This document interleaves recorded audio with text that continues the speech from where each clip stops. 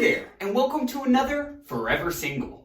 My name's JC, and I'm the facilitator of this video podcast where we break down the awkwardness, drama, and comedy of the Age of Aquarius' love life. And speaking of Age of Aquarius, here she is!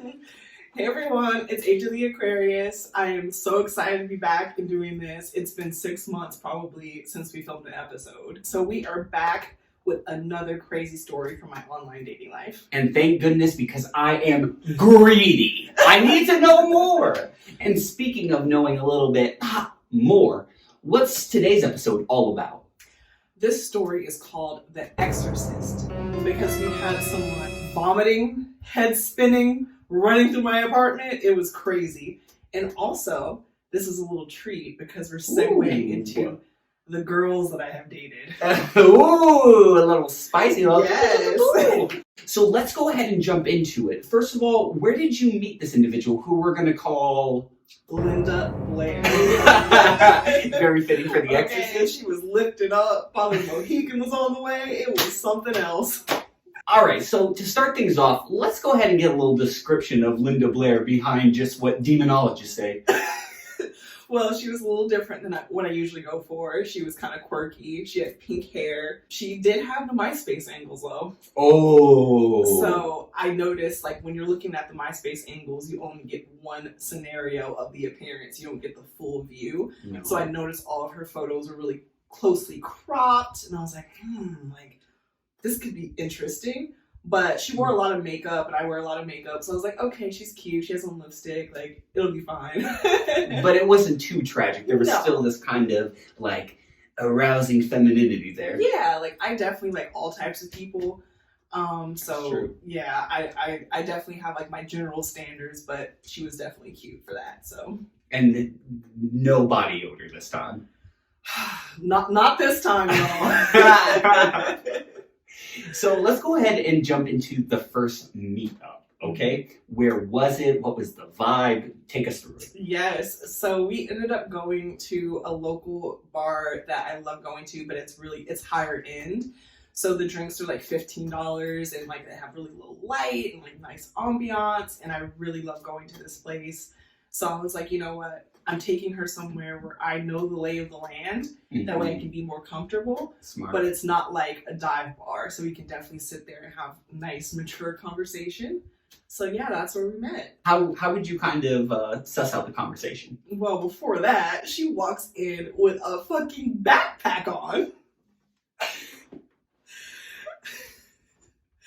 That's why I had to explain the restaurant, because I'm like, in what world do you show up to like a 3-star restaurant wearing a backpack? Was it a plain backpack or was it like designed? It was definitely one of those like cute and quirky anime girl backpacks. Oh, I got you. It was a little smaller and had little designs over it, and it was like really tiny.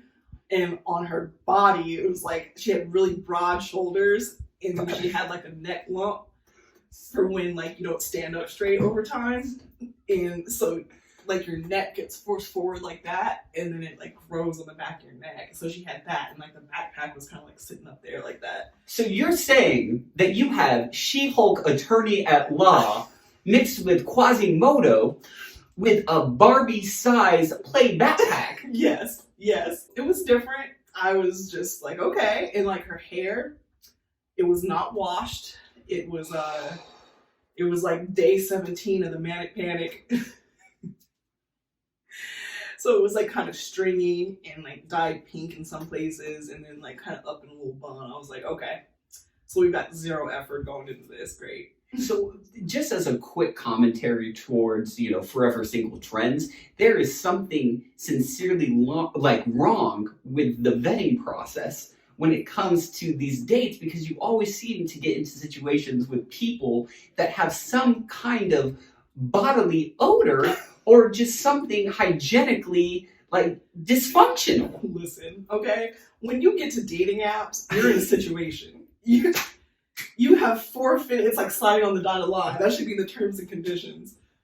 By downloading this app to your phone, you have forfeited dignity, standards, expectations. Like, you are at the last stages of dating at this point. That's incredibly fair. So don't give me no lip. So all right. So we have this going in here, and obviously, like, you're a very kind person. Like, you give everybody a chance, regardless of like aesthetics or even smell sometimes. And what was the conversation like? The conversation was really good at first. Like, we were just talking about our general, what we do, pretty normal conversation flow. And then we started talking about our interests. Mm-hmm. So she started telling me that she's really into like making her own clothes, and she does a lot of baking and all this stuff, like DIY stuff. Okay. So then we started talking about costumes for Halloween. And she was like, yeah, I make all my costumes every year. Oh. I have a little niece, and I always make his costume. And I'm like, oh, like, I don't give a fuck. But she would make his costume every year, and she wanted to show me his costume. So I'm like, okay. So she pulled up a photo on her phone. She was like, this is this year, whatever. And she was like, this other year was way better. Let me show you a photo. And I'm like, okay. Then she couldn't find it, so she pulled out an iPad out of her backpack.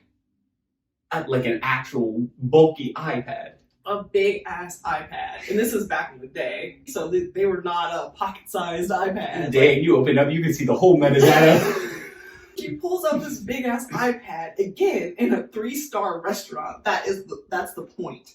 If she did this at a dive bar or at a fucking Cane's Chicken and Waffles, then it's like whatever. But we're in a nice restaurant and it's dark in there. No. So all you see is this big ass iPad, this glowing ass screen, and she's like, dee, dee, dee, dee. And I'm like, brought to you by IMAX. like, what are you gonna do? You're gonna pull out a monitor and a fucking mouse now?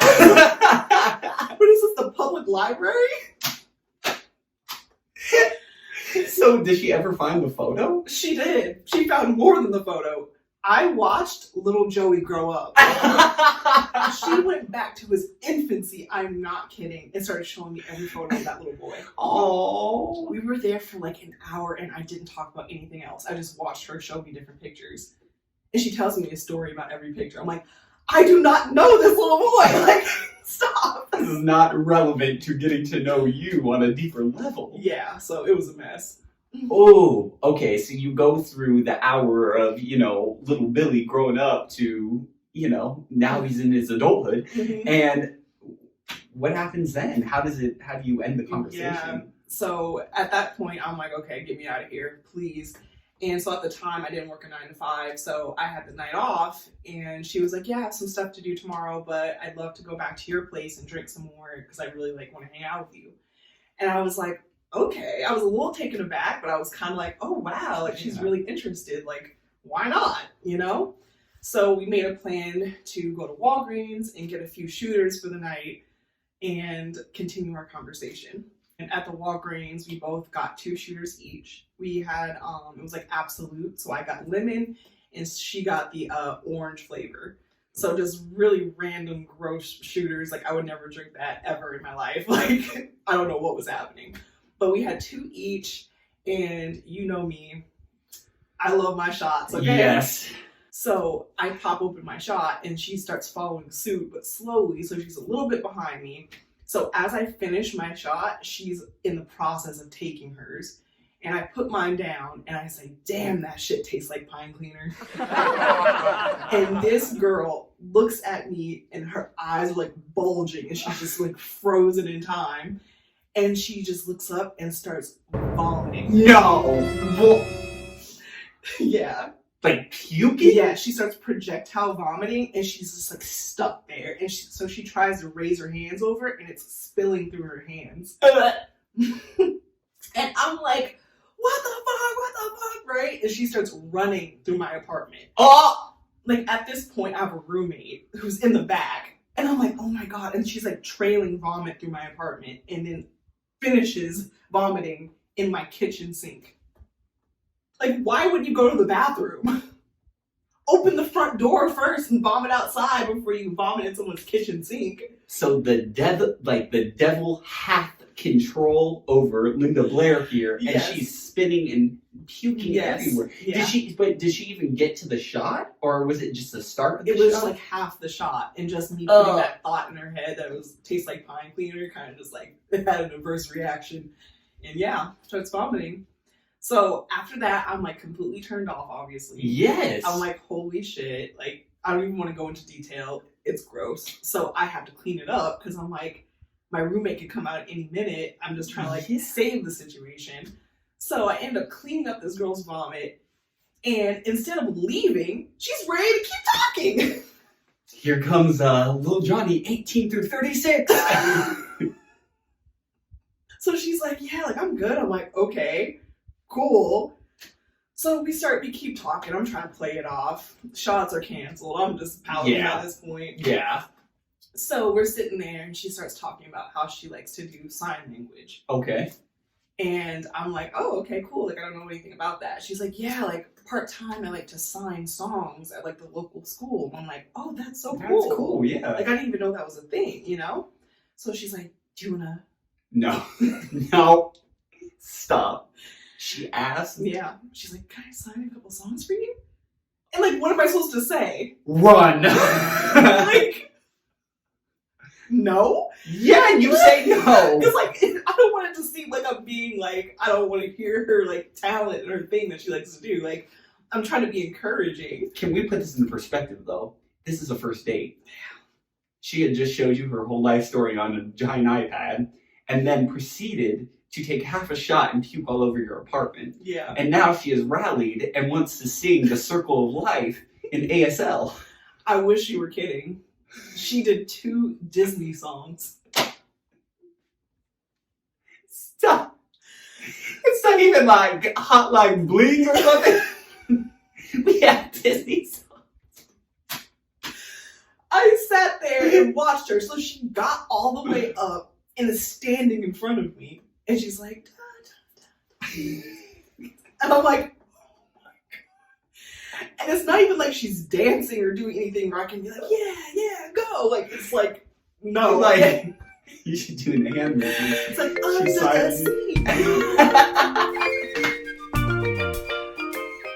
I just need to say disclaimer. I'm going to get so dragged for this. I have I love all people. I'm not saying anything about ASL. I'm just saying the fact that this is wildly inappropriate to be doing this on a first date. 100%. In general. Yeah, no, it's nothing to the ASL. It is all to the person perpetrating the action of performing Disney songs in ASL on a first date. Yes, and I'm trapped.